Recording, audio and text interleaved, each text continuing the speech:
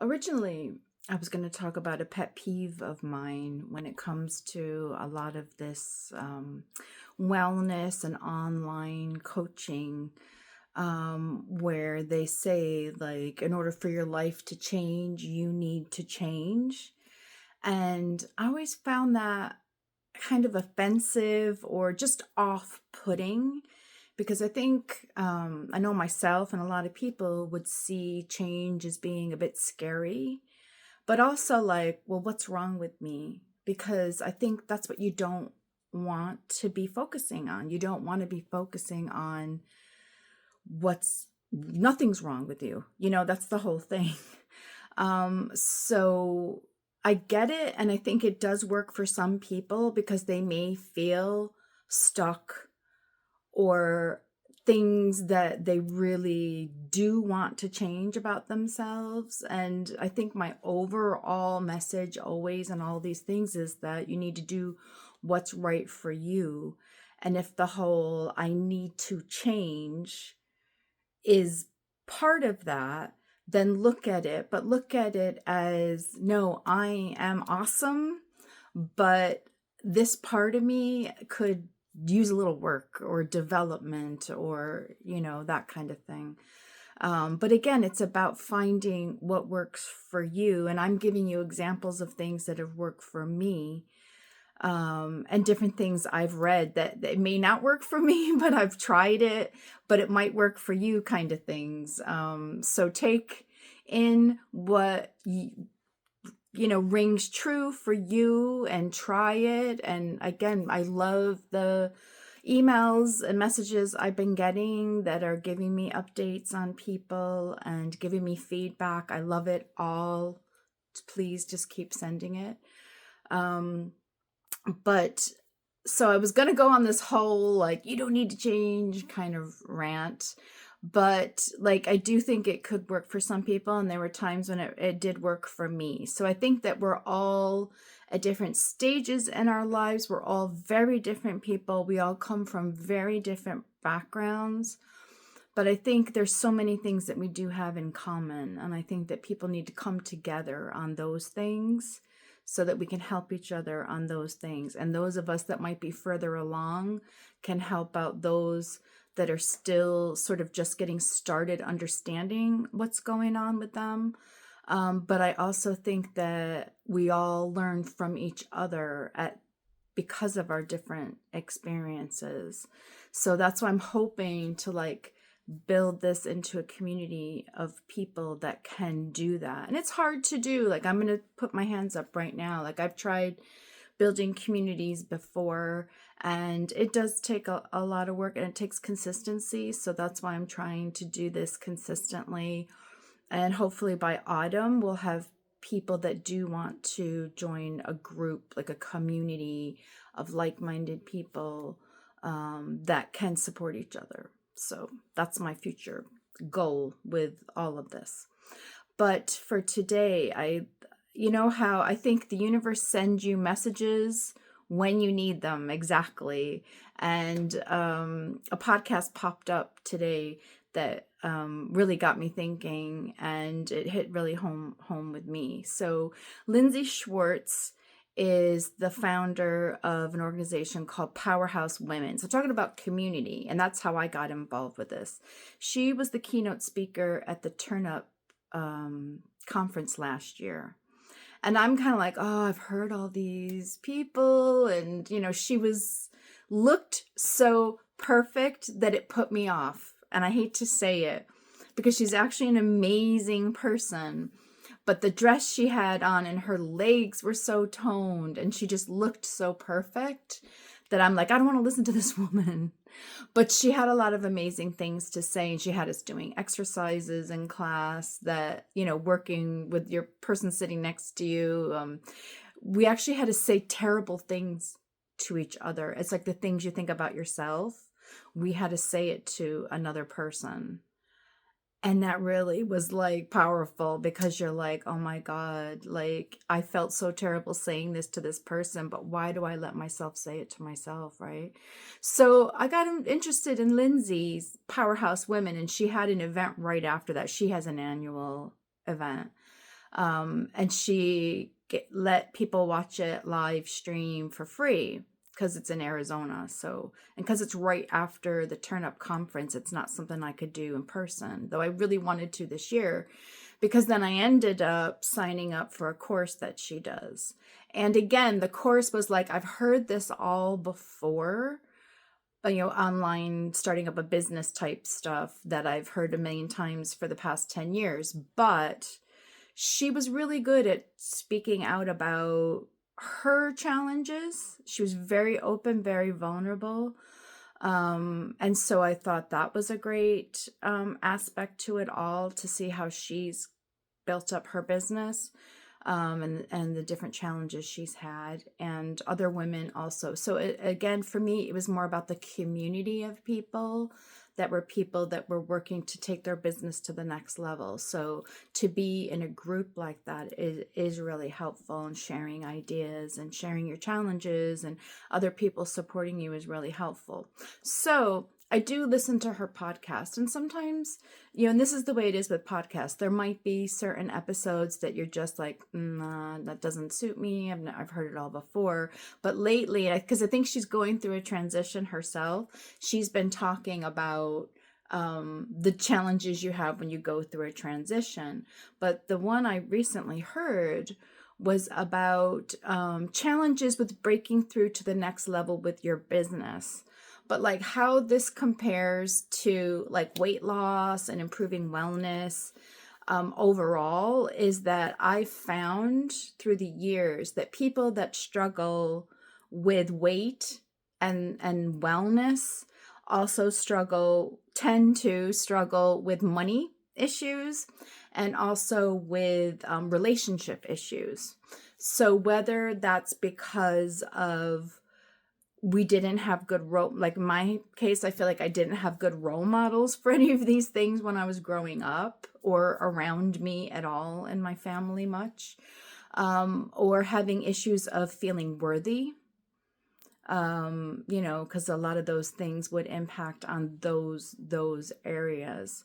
So it was interesting that Lindsey found that her issue with getting to the next level was, she always felt she had to work really hard, that it's all about working hard, and she'd be working, and she'd always just hit this plateau. And I found that a lot in my life.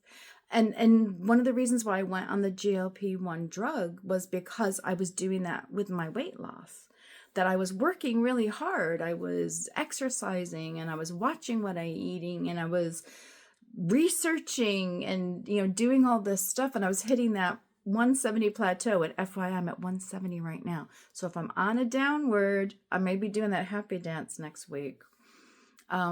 So she found that her example was, at the end of the workday, her and her husband would float around in their pool and enjoy their pool. And, she's living a great life, and she's really appreciative of it. But then one day in the middle of the day, a friend of theirs called and invited them over to float in his pool. And they're like, but we're working. And he's like, come on. So she was finding that it's that change of mindset that allowed her to be able to actually be more productive in like a half day than she was in a whole day, because it was a shift in the mindset. Now, I know saying that, okay, just shift your mindset, it does not happen. It takes time. And it's the same thing with other things that you're working on in your life. But instead of just thinking, I've got to work, and you're just like digging a hole and you're getting deeper in your hole, you actually need to work on the right things, and you have to have more clarity. So that's where I found this did really make a change in my mindset. And so I don't think I've written about this, but I knew I was going to write about it, and I got too wordy with it all. So I think I put it to the side, but I'm bringing it up now because it's relevant to this issue. So I'm trying to figure out how long ago it was, because it was when Oprah started doing a lot on the internet, not live streaming, but online shows versus her TV show. So she'd finished her TV show. She started doing a lot more online. I was involved in that Eckhart Tolle one that she did that was her first one. And then she was doing like, I forget what it was, Your Life, Making Your Life Better kind of series. But she had one with Ilana Van Zant. And so Ilana was taking questions from people in the audience. And when the woman was talking about working really hard, and Ilana stopped her and said, life is so easy. And I think probably when I was watching this, because we had the computer in the kitchen, I was probably cooking dinner or washing dishes or doing something that was part of my tolling away in my life, that it was like, ding. And I know, like, I was taught, like, in school, and if you know me, you know I was in every club, I joined every committee, I volunteered for everything, and I still am doing all that stuff, even though I learned this. But it was the mindset shift that my happiness in life quadrupled, at least, right? And so, but grabbed a piece of paper. When I heard that, I grabbed a piece of paper out of the printer, probably grabbed a crayon, and I believe I wrote it. I don't know if Brigitte wrote it, because I know Brigitte was there, and I don't know if the boys were there, but wrote, life is so easy, with like a sun and hearts, and stuck it up on the refrigerator. And so, and the bonus part of Brigitte being there is that whenever I would be working really hard at something and start to feel it weighing me down, I'd be like, and start to say like, oh, it's so hard. Life is so easy. And so that was an immense change in mindset for me. And we still use it, and we say it to each other, Regina. So that's why I said the bonus of her being there was that she got that when she was maybe 7 or 8 years old. And I know she works really, really hard, and because I'm her role model. And so I unfortunately have been teaching her these things that, because the other thing is sometimes you do this to succeed or just to survive. Like, I moved to New York City. I was 17 years old. I put myself through college. I worked really hard. I worked my way up everywhere I was. And it was all about working really hard, trying to be perfect at everything, being the ideal employee, doing everything, volunteering for everything. And that was my survival. I mean, New York City's tough. You're in a very competitive atmosphere. Everything's so expensive. But I was working my butt off and getting just to a certain level. So another area of that, and so this, I'm saying, I believe that this also impacted on my personal life, where it came to my fitness and relationships. That, I felt like I had to work really hard, and if I didn't work really hard, whereas sometimes if you just sit back and enjoy what's there and allow the good things to come to you, is actually the better way of doing things. And I was listening to another podcast, me and my podcasts, but like when I'm driving, like a long drive, like I was going to Virginia's college, I tend to listen to podcasts because my favorite radio station is not on any of those streaming things. So it doesn't work well on the streaming things anyway. So I listened to podcasts, and another one today was Robin Sharma, if you've ever heard of him, was on the Ed Mylett podcast, and talking about how you need to take time off in order for ideas to develop. And so, I think that has to do with self-improvement also. And as I was saying before, you need to know what's right for you, so that you know yourself and that you can move toward that versus what you think you should do or what other people think you should do. And if you don't take out the time, a lot of times you don't even realize that you're on the hamster wheel. And that was definitely the case with me up until I made the decision to move back to the US, because I just thought, like, this is my life. I'm working as hard as I can. I was physically unwell. I wasn't dealing with the autoimmune stuff. I didn't even know that I had an autoimmune disease. I was dealing with the symptoms and gaining weight, continuously gaining weight because I was eating kind of whatever.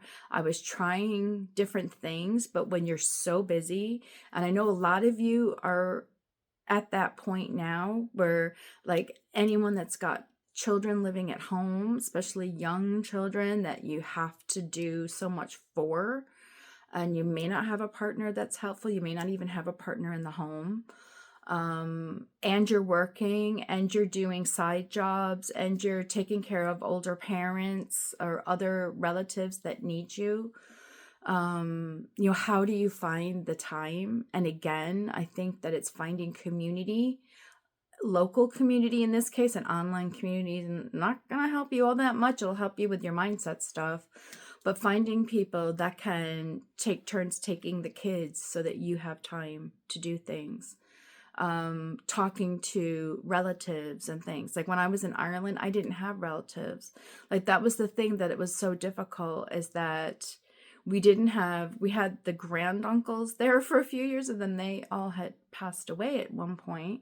We didn't have close family. We had distant cousins. That was all that was there in Ireland at that point.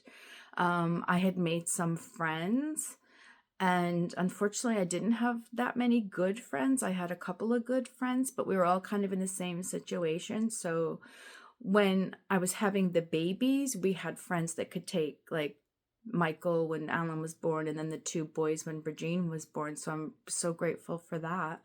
But then in time, it's just everybody was just so busy that, like, I had a doctor's appointment that Michael had to take me to. We had a hard time finding someone to watch the kids because I had to go early. It was like before school time. And we'd pay people. We paid a staff member sometimes to pick up the kids and stuff.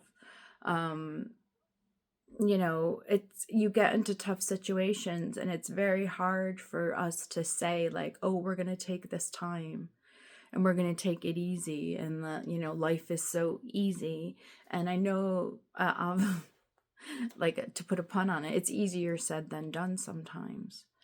But finding 15 minutes to try to meditate or to journal or something like that, to try to get into a mindset to see where you want to be and how you're going to get there, whether it's your fitness or whether it's your finances, whether it's your relationships, whether you just need a friend to go out and have a coffee with.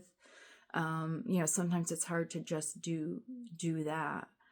But I really try to work to get the word hard out of my vocabulary.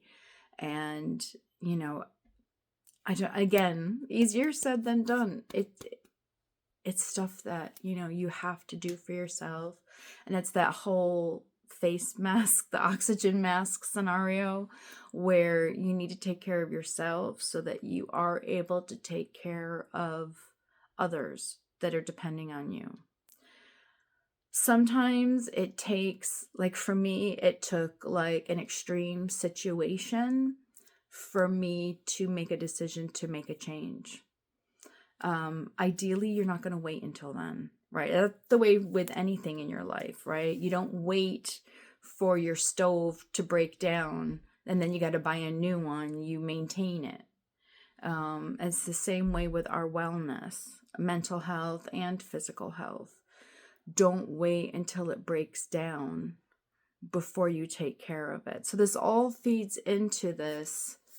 We're all working so hard to make a living, to get well, to take care of the people we need to take care of, when we really just need to take a breath, take some time, really determine what it is that's going on, what is the real situation, and allow the answers, the authentic, true, genuine answers come to us as to what it is that we really want, what we really need to do in our lives to get to where we want to be, like to reach our full potential.